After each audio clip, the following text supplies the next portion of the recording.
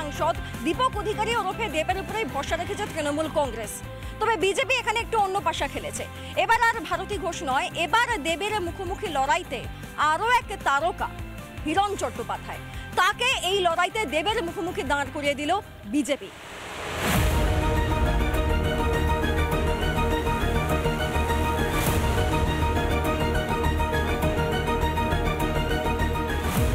ঘাটালের মূল সমস্যা ঘাটাল মাস্টার প্ল্যান। যে মাস্টার প্ল্যান নিয়ে দীপক অধিকারী বারবার দাবি করছেন, তিনি সংসদে বহুবার বলেছেন, কিন্তু সেই মাস্টার প্ল্যানের এক ফোঁটাও অগ্রগতি হয়নি। 2014 সাল গেছে, 2019 সাল গেছে, কিন্তু কোনো পরিবর্তন হয়নি। ঘাটালের মানুষ প্রত্যেকবার বর্ষায় বন্যায় ডুবে যায়, এই ছবির কোনো পরিবর্তন হয় না।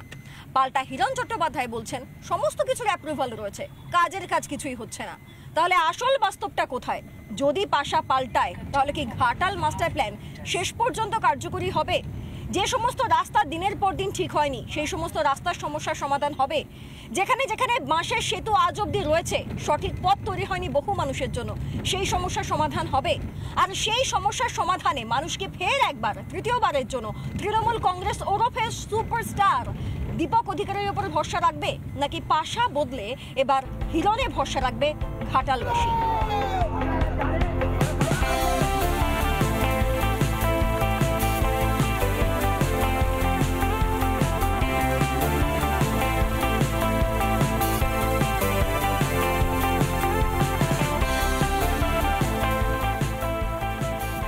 লোকসভা কেন্দ্রে নির্বাচন, তার আগে জমজমাট প্রচার পর্ব চলছে বিজেপি প্রার্থী হিরণ চট্টোপাধ্যায়। সময় নেই, দিন রাত এক করে জোর কদমে চলছে প্রচার পর্ব।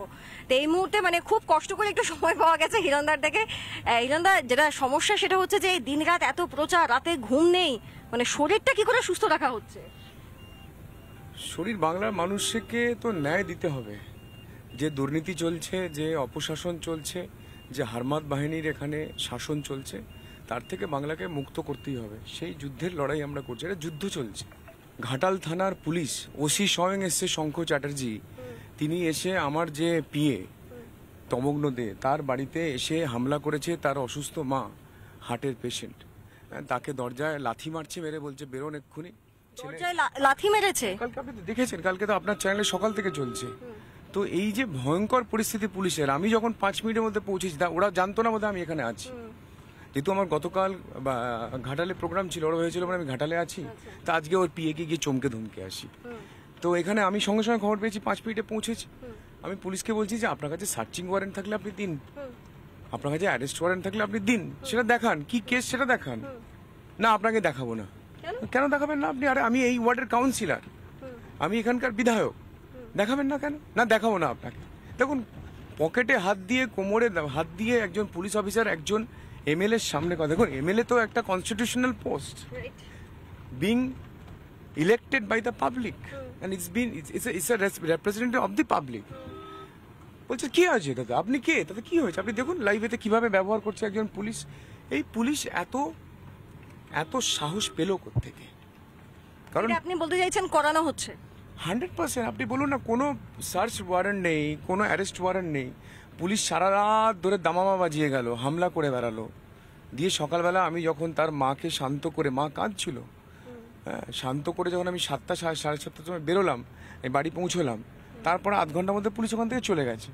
তাহলে পুলিশের একটাই কাজ ছিল, কিভাবে হ্যারাসমেন্ট করব, কি করে ভয় দেখাবো, হিরণকে আটকে দেবো। আজকে অমিত শাহজির প্রোগ্রাম, তিনি আমার জন্য এসছেন, আমি এত দেরিতে বেরোতে পারলাম কেন? কি না, আপনি জানেন যে কেশপুরে কি ভয়ঙ্কর চলছে? কালকে শুভেন্দুবাবুর উপর অ্যাটাক হয়েছে, শুভেন্দুবাবুর বাড়িতে অ্যাটাক হয়েছে, পুরো কেশপুর আজকে উত্তাল।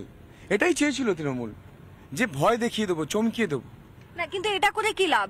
এরকম ভয় যদি দেখানো হয় এবং সেটা স্বাভাবিকভাবেই সমস্ত মিডিয়া কভার করছে, এতে তো বিরূপ প্রতিক্রিয়াও আসতে পারে, এতে করে লাভ কি? না, এটাতে আমাদের ভোট বাড়বে। মানুষকে যত ভয় দেখাবে, চমকাবে, মানুষই তো গণদেবতা, মানুষই তো আমাদের ভোটের দেবতা, তারা আমাদেরকে ভোট দেবেন। ভোটের সংখ্যা যত চমকাবেন, কালকে পুলিশ অফিসারকে বললাম যে আপনি আমাকে যত চমকাবেন তত আমার ভোট বাড়বে। আচ্ছা, এটা একটু বলে দিই যে আমাদের সঙ্গে কথা বলতে বলতে সামনে একটি মন্দির পড়েছে, সেখানেই হিরণ চট্টোপাধ্যায় একটু আশীর্বাদ প্রার্থনা করে নিলেন, হয়তো নিজের জন্য এবং এই ঘাটাল লোকসভা কেন্দ্রের অনেক মানুষের জন্য।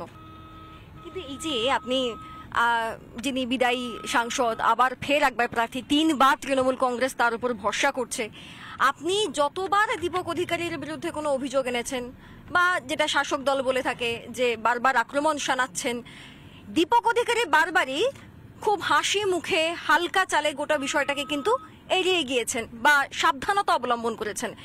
হয়তো কিছুটা পলিটিক্যালি কারেক্ট, এটাই দীপক অধিকারীকে কি এগিয়ে রাখছে? কোথায় এগিয়ে রেখেছে? পিছিয়ে রেখেছে তো। কিভাবে পিছিয়ে? আপনি মানুষের, জনগণের আপনি দেখুন, লক্ষ লক্ষ মানুষ, আমি আজকে 93তম দিন, লক্ষ লক্ষ মানুষ যেভাবে রাস্তায় বেরিয়েছেন, আমরা যেভাবে গতকাল শুভেন্দুবাবুর সভা করলাম কেশপুরে, যেখানে সন্ত্রাসে মানুষ ঘর থেকে বেরোয় না, কত হাজার কালকে মানুষ এসেছিলেন কেশপুরে। আমাদের চেয়ারের গাড়ি আসতে দেয়নি, চেয়ারের গাড়ি আটকে, আপনি দেখেছেন না, চেয়ার পাতা ছিল না, চেয়ারের গাড়ি আটকে দিয়েছে এই তৃণমূলের সন্ত্রাস বাহিনী, হারমাদ বাহিনী। তারপরেও সভা হয়েছে। তো এটা তো মানুষের জয়। কত সন্ত্রাস করবে, কত মানুষকে চমকাবে, কত মানুষকে ভয় দেখাবে। সন্ত্রাস করে 2014, 2019 পেরিয়ে গেছে, সন্ত্রাস করে 2024 পেরোতে পারবে না। সেই নিয়ে এই ব্যক্তির মুখ একটা, মুখোশ আর একটা। সেটা গত 3 দিনে বাংলার মানুষ বুঝে নিয়েছে। যেভাবে আমাকে বারবার একটা জায়গায় আক্রমণ করছে, আমরাকুচিতে আমাকে আক্রমণ করিয়েছে তৃণমূলের হারমাদ বাহিনীকে দিয়ে, ঝ্যাটলাতে আমাকে আক্রমণ করিয়েছে তৃণমূলের হারমাদ বাহিনী পুলিশের সামনে। গতকাল সকালবেলা আমি পিংলায় গিয়েছিলাম, সেখানে আমাকে আক্রমণ করেছে। 2 দিন আগে আমি সবংয়ের ভেমুয়াতে গিয়েছিলাম, সেখানে দেখেছেন মোড়ে মোড়ে তৃণমূলের বাহিনী, হারমাদ বাহিনী, সে ভয়ঙ্কর লড়াই আপনারা দেখেছেন। আমি কিন্তু হাত জড়ো করে সবাইকে বলেছি আপনারা শান্তি বজায় রাখুন। তো এই যে বারবার হারমাদ বাহিনীকে দিয়ে আক্রমণ করছে, না পেরে কালকে ফাইনালি পুলিশকে নামিয়েছে। শুভেন্দুবাবুর বাড়ি, আমার পিয়ের বাড়ি, আর আমার যে জেনারেল সেক্রেটারি, আমার এই সাংগঠনিক জেলার, ঘাটাল সাংগঠনিক জেলার জেনারেল সেক্রেটারি, তার মেদিনীপুরের বাড়ি, আমার জেনারেল সেক্রেটারি, আমাদের সেক্রেটারি সৌমেন মিশ্র, তার আনন্দপুর কেশপুরের বাড়ি, একসঙ্গে তারা হামলা চালিয়েছে পুলিশকে দিয়ে। কারোর কাছে কোনো সার্চিং ওয়ারেন্ট নেই, কোনো ওয়ারেন্ট নেই। ভাবুন। এখানে আমার একটা প্রশ্ন করতে ইচ্ছা করছে, আমাদের রাজ্যে দুর্নীতির অভিযোগ প্রচুর, নিয়োগ দুর্নীতি থেকে রেশন দুর্নীতি থেকে প্রচুর অভিযোগ। সেখানে পুলিশের মানে এরকম কোনো তৎপরতা আমরা খুব একটা দেখতে পাইনি কখনো। আজও কেউ দেখেনি। আমি তো সেম বলছি যে ওনার যে পিয়ে রামপদ মান্না, তিনি চাকরি চোরের জন্য তাকে হাইকোর্টে কেস হলো, তিনি টাকাটা ফেরত দিলেন। তবে টাকা নিয়েছিলেন তো, টাকা যদি না নেন তাহলে ফেরতটা কেন দিলেন? তার বিরুদ্ধে কিন্তু এফআইআর নিল না পুলিশ, এফআইআর নেয়নি, করার চেষ্টা করা, এফআইআর নেয়নি বলে তো হাইকোর্টে গিয়েছিল। হাইকোর্ট অ্যাকসেপ্ট করতেই সঙ্গে সঙ্গে টাকাটা ফেরত দিয়ে দিয়েছে। হাইকোর্ট তো অ্যাকসেপ্ট করেছে, গ্রহণ করেছিল কেসটা, সেই জন্য সঙ্গে সঙ্গে টাকাটা ফেরত দিয়েছে। তো এই যে সাংসদ বলেছিল যে 10 তারিখ থেকে 20 তারিখের মধ্যে কেশপুরে একজন বিজেপির কর্মী খুন হবে, হ্যাঁ এটা বলেছিল তো, আপনিও ভুলে গিয়েছিলেন হয়তো। আমার মাথা থেকে বেরিয়ে গিয়েছিল, এটা তো বলেছিল, সত্যি তো। তো সেইটা সাফল্য লাভ পেল না, সেই জন্য গতকাল 21 তারিখ 20 তারিখ অব্দি ছিল ওই গেম প্ল্যান যে বিজেপির কর্মীকে খুন করবে। তাহলে হিরণ তো বুক চিতিয়ে ঘুরে বেড়াচ্ছে কেশপুরে, কিভাবে খুনটা করবে, হলো না। এবার সেই জন্য আপনি বলতে চাইছেন প্ল্যান সাকসেসফুল হলো না? একটা পর একটা প্ল্যান করছেন। উনি পিংলাতে শান্তনু ঘড়ুইকে খুন করলেন মার্চ মাসে। আপনি সরাসরি দাগিয়ে দিচ্ছেন, কিন্তু আপনি নাম নিচ্ছেন না, কিন্তু আপনি দীপক অধিকারীকে সরাসরি দাগিয়ে দিচ্ছেন। উনি তো 2 হাতে রক্ত মেখে রাজনীতি করছেন, আজকে থেকে না, 2014 থেকে। ওনার মুখ এবং মুখোশ পুরোপুরি আলাদা।